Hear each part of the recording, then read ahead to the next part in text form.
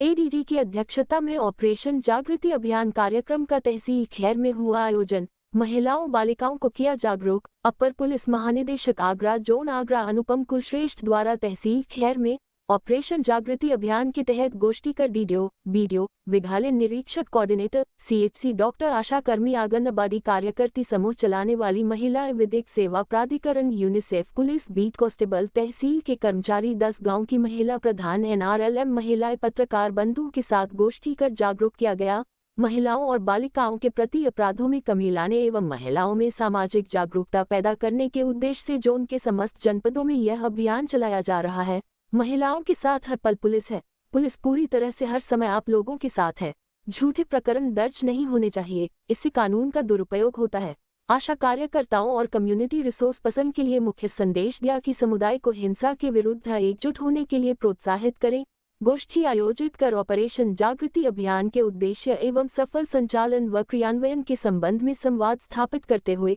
सभी को जागरूक किया गया। उन्होंने बताया कि ऑपरेशन जागृति अभियान का मुख्य उद्देश्य हिंसा से पीड़ित महिलाओं व किशोरियों को काउंसलिंग व रेफरल सुविधा उपलब्ध कराना, युवा बालिकाओं को साइबर हिंसा के बारे में जागरूक व सचेत करना, पॉक्सो अधिनियम के महत्वपूर्ण प्रावधानों के प्रति जागरूक व सचेत करना, किशोरियों के साथ स्वस्थ रिलेशनशिप व जीवनशैली पर जागरूक करना, महिलाओं व बालिकाओं को अपने अधिकारों व सुरक्षा के बारे में समझ व जागरूकता पैदा करना, विशेषकर महिलाओं की सुरक्षा हेतु बनाए गए कानूनों का दुरुपयोग के प्रति लोगों को सचेत करना। कार्यक्रम के दौरान पुलिस उप महानिरीक्षक अलीगढ़ परिक्षेत्र अलीगढ़ शलभ माथुर, वरिष्ठ पुलिस अधीक्षक कलानिधि नैथानी, पुलिस अधीक्षक देहात पलास बंसल, पुलिस अधीक्षक यातायात मुकेश चंद उत्तम, क्षेत्राधिकारी खैर राजीव द्विवेदी, क्षेत्राधिकारी यातायात रंजन शर्मा के साथ अन्य विभाग के अधिकारी व कर्मचारीगण उपस्थित रहे। जी मैडम, ये ऑपरेशन जागृति चलाया जा रहा है, इसका क्या मुख्य उद्देश्य क्या है? जी, ऑपरेशन जागृति का आज कार्यक्रम ब्लॉक स्तरीय कार्यक्रम अलीगढ़ में खैर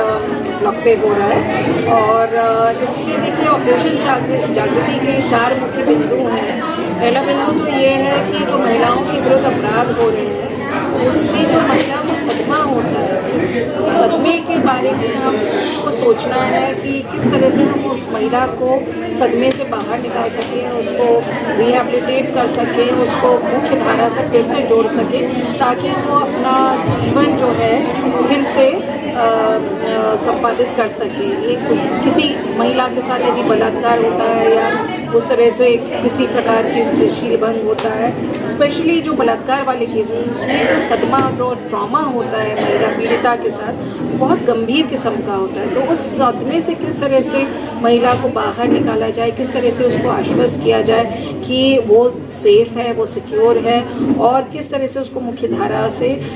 फिर से जोड़ा जाए ताकि वो अपना जीवन यापन कर सके। उसकी काउंसलिंग और परामर्श भी उसको दिया जाए ताकि वो सदमे से थोड़ा बाहर उभर सके। पहला तो बिंदु ये है। दूसरा बिंदु ये है कि बहुत सारे ऐसे विवाद हैं जैसे जो जमीन मूल रूप से ज़मीनी विवाद होते हैं या प्रॉपर्टी डिस्प्यूट्स होते हैं या फैमिली फ्यूड्स होते हैं, और उनमें जो संगीनता देने के लिए महिला संबंधी अपराध की धाराओं को जोड़ दिया जाता है फॉल्सली। तो ऐसे जो फॉल्सली रिपोर्टेड केसेस हैं महिला संबंधी अपराधों के,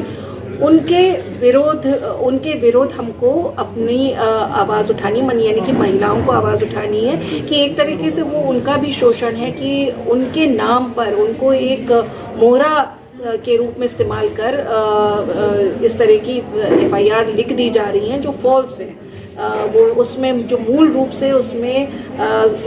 लैंड डिस्प्यूट है या पारिवारिक विवाद है, और महिलाओं को मोहरा के जैसे एक हथियार और एक टूल के जैसे उनको यूज़ करके उनके महिला संबंधी सेक्शंस लिखा दिए जाते हैं। तो उनको ये समझाना, उसके विरुद्ध आवाज़ उठाना, उनको ये समझाना कि अगर आप इस तरह की फॉल्स रिपोर्टिंग करेंगे तो इसके लीगल कॉन्सिक्वेंसेस हैं और इसका अंजाम कानूनी रूप से ठीक नहीं होता है। तो फॉल्सली रिपोर्टेड केसेस से बच के रहा जाए और फॉल्स तरीके से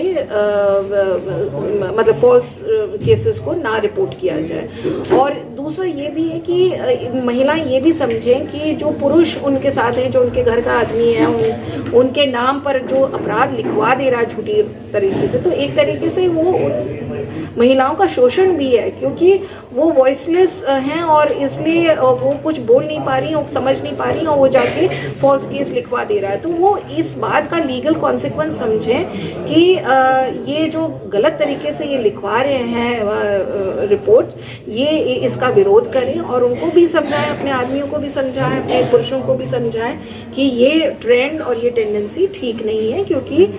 कानूनी तौर पर ये गलत है। तीसरी चीज़ जो बहुत सारा हम देख रहे हैं कि हमारे जो बच्चे हैं, जो नाबालिग बच्चे हैं, जो किशोर हैं, किशोरियां हैं, तो उनमें क्या है, आपस में कई बारी लव अफेयर हो जाता है, रोमांटिक रिलेशंस हो जाते हैं। अब बच्चे बच्चियां आपस की बात जो है माँ बाप को नहीं बता पाते। ग्रामीण क्षेत्रों में इस तरह की समस्या है कि माँ बाप से बच्चों का संवाद नहीं है और ना माँ बाप सुनने को तैयार है, ना उनकी बात समझने को तैयार है। तो संवाद की जब स्थिति नहीं होती है तो लड़के लड़कियां ऐसी स्थिति में घर से भाग जाते हैं। तो भाग जब जाते हैं तो माँ बाप उनकी मिसिंग रिपोर्ट लिखा देते हैं, 363, 366 का केस लिख जाता है और पुलिस भी उनको ढूंढने में लग जाती है, क्योंकि इस कानून में ऐसा प्रावधान है। तो रिपोर्ट दर्ज कर दी जाती है, पर माँ बाप को भी मालूम है कि वो किस बच्चे के साथ भागी है और माँ बाप को भी ये मालूम है कि यदि हम अपनी बच्ची से बात करते, उसको समझाते बुझाते, हम अपने बच्चे से बात करते, उसको समझाते बुझाते, तो ये स्थिति नहीं आती। तो हम वही बताना चाह रहे हैं समाज के लोगों को, जो अभिभावक वर्ग है विशेषकर, और जो